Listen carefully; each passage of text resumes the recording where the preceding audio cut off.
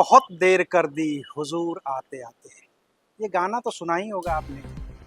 ये गाना फिलवक्त ममता बनर्जी पर बिल्कुल ही सटीक बैठ रहा है, क्योंकि वो वापस तो आई, लेकिन बहुत देर से आई। और इतनी देर से आई हैं कि अब उनके पास इंडिया ब्लॉक को देने के लिए शायद ही कुछ बचा हो।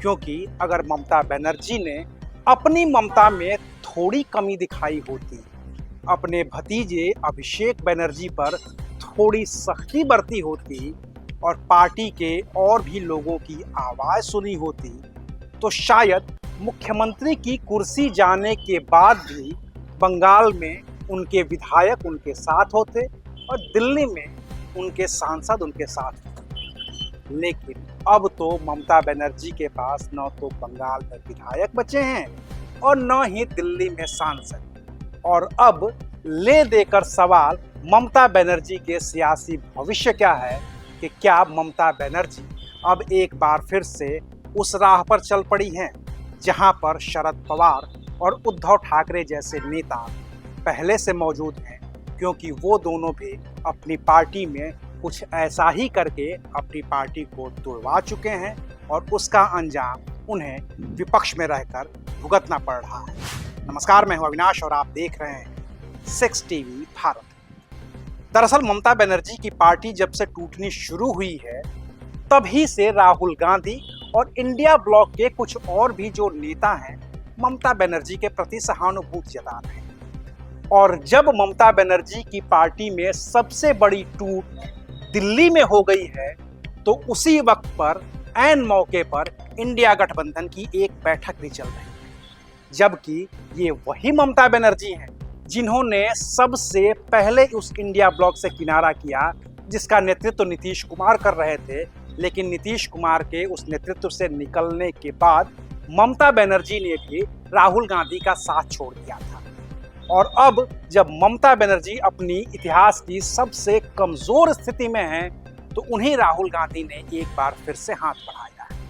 ममता बनर्जी और सोनिया गांधी की गले मिलते हुए तस्वीरें भी सामने आई हैं, जबकि ये वही ममता बनर्जी का सोनिया गांधी से झगड़ा था, जिसकी वजह से ममता बनर्जी ने कांग्रेस से अलग होकर अपनी नई पार्टी बनाई थी।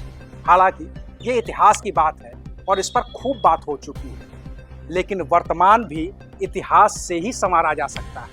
और अभी का जो वर्तमान है, उसमें ममता बनर्जी का सियासी भविष्य बेहद कमजोर नजर आ रहा है, क्योंकि उन्होंने अपने चारों तरफ जो एक घेरा बुन रखा है, उसके नेतृत्वकर्ता उनके भतीजे अभिषेक बनर्जी हैं। और ममता बनर्जी के चाहे विधायक हों या फिर उनके सांसद हों, सबकी आपत्ति उस एक नाम पर है, जिसका नाम अभिषेक बनर्जी है। तो सबसे बड़ा सवाल अब यही है कि ममता बनर्जी इंडिया ब्लॉक में वापस आ गई। चलिए ठीक है, अब इंडिया ब्लॉक को जरूरत है ममता बनर्जी की। सवाल यहां से खड़ा होता है, क्योंकि ममता बनर्जी के पास इंडिया ब्लॉक को देने के लिए है क्या?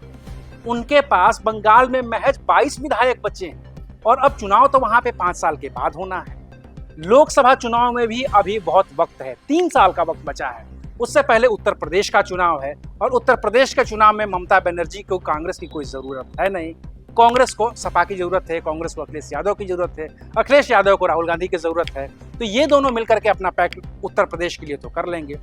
ममता बनर्जी इसमें कहाँ फिट होंगी, सबसे बड़ा सवाल ये है। और अगर ममता बनर्जी फिट नहीं होती हैं उस इंडिया ब्लॉक में, जो कि वो पहले भी कहती आई रही हैं, तो फिर उनका सियासी भविष्य क्या होगा, इंडिया ब्लॉक का सियासी भविष्य क्या होगा, ये सब तय होगा तब जब इस इंडिया ब्लॉक की बैठक खत्म हो जाएगी। लेकिन इस इंडिया ब्लॉक की बैठक शुरू होने से पहले एक बेहद दिलचस्प नज़ारा भी दिल्ली में देखने को मिला, और वो नज़ारा था शरद और ममता बनर्जी के उन बयानों का, जब उन्होंने गुस्से में आकर के या जब कांग्रेस से उनकी सहमति नहीं बन करके उन्होंने राहुल गांधी के खिलाफ हल्ला बोला था, कांग्रेस के खिलाफ हल्ला बोला था। तो वो सारे के सारे पुराने इतिहास अब वर्तमान में पोस्टर की शक्ल में दिल्ली के दीवारों पर इश्तेहार की तरह चिपके हुए हैं।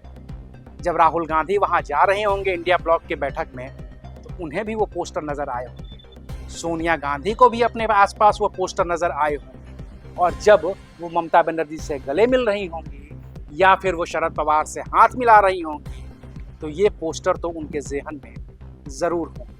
तो इस इंडिया ब्लॉक की पहली बैठक नहीं है, लेकिन लंबे अरसे बाद हुई पहली बैठक का नतीजा क्या निकलता है, ये तो कुछ दिनों के बाद साफ होगा, क्योंकि अब ये इंडिया ब्लॉक वो इंडिया ब्लॉक नहीं है जिसकी परिकल्पना नीतीश कुमार ने की थी। क्योंकि अब इस इंडिया ब्लॉक में डीएमके नहीं, अब इस इंडिया ब्लॉक में आम आदमी पार्टी नहीं, नीतीश कुमार तो खैर पहले ही जा चुके हैं, लेकिन ये दो बड़ी पार्टियां, जो एक दिल्ली की पार्टी थी, एक बंगाल की पार्टी थी, उसने इंडिया ब्लॉक का साथ छोड़ दिया है। तो अब सवाल इंडिया ब्लॉक के भी सियासी भविष्य का है, और सवाल उससे भी बड़ा ममता बनर्जी के सियासी भविष्य का है कि क्या वो अब भी अपना यकीन अभिषेक बनर्जी पर उसी तरह बनाए रहेंगी और अपने पुराने वफादारों को साथ जोड़ पाएंगी, या फिर ये तृणमूल कांग्रेस भी खंड खंड होकर बिखर जाएगी और उसका हश्र वही होगा जो आज की तारीख में उद्धव ठाकरे की शिवसेना या फिर शरद पवार की एनसीपी का है। जो भी होगा हम आपको बताते रहेंगे। देखते रहिए 6 टीवी भारत।